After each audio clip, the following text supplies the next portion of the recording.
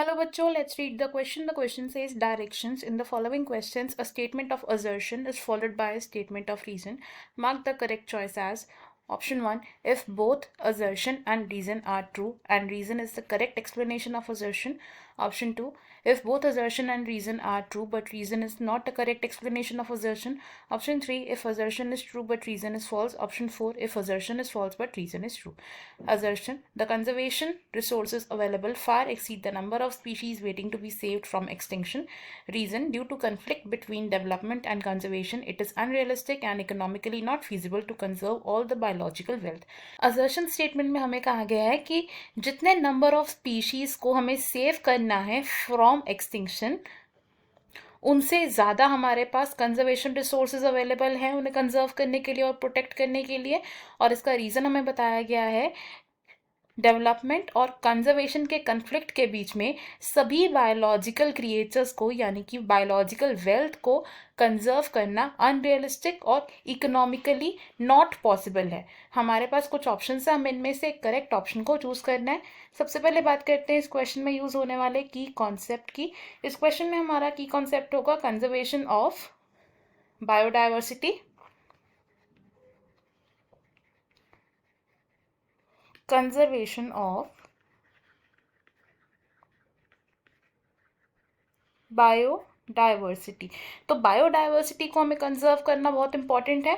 अब बायोडाइवर्सिटी की कंजर्वेशन हम मेनली कर सकते हैं दो तरीके से, और वो दो तरीके कौन से हैं? These are in situ conservation and ex situ conservation. In situ conservation में हम ऑर्गेनिजम्स को यानी कि फ्लोरा एंड फोना को प्रोटेक्ट करते हैं in the natural habitats, and ex situ conservation में हम उन्हें प्रोटेक्ट करते हैं आउटसाइड द नेचुरल हैबिटेट्स. अब जितने नंबर ऑफ स्पीशीज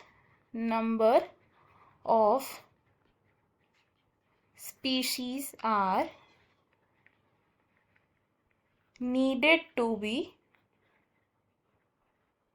कंजर्व्ड, यानी कि जितने नंबर ऑफ स्पीशीज को ज़रूरत है कंजर्वेशन की क्योंकि वो एक्सटिंक्शन की तरफ बढ़ रहे हैं, ये number of species far greater है than the number of resources जिनसे कि हम इन स्पीशीज को कंजर्व कर सकते हैं.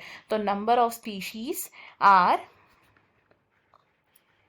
Greater than the resources available, यानी कि रिसोर्सेज से ज़्यादा हमारे पास ऐसे ऑर्गेनिजम्स हैं जिनको कंजर्व करने की ज़रूरत है, जिससे कि हम क्या कंक्लूड कर सकते हैं कि हमारे पास जो रिसोर्सेज हैं वो कम हैं. अब इस वजह से जो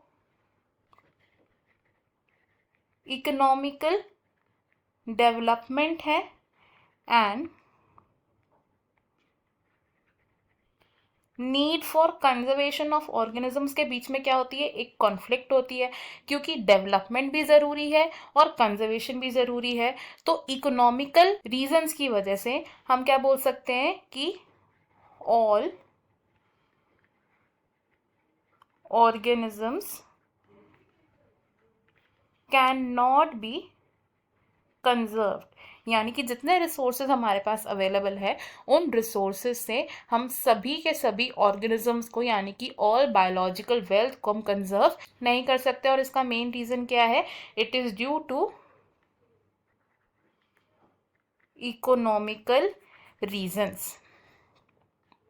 अगर हम अपने असर्शन और रीजन स्टेटमेंट्स देखें तो इनमें से हमारी जो असर्शन स्टेटमेंट है ये रॉन्ग है, बिकॉज कंजर्वेशन रिसोर्सेज हमारे पास कम है, ना कि they exceed the number of species.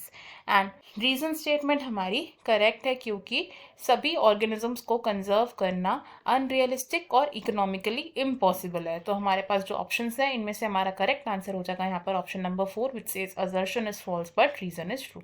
Option 1, option 2 and option 3 wrong हो जाएंगे. इस क्वेश्चन में हमारा फाइनल आंसर है option number 4. I hope you have understood it well. Best of luck. Thank you.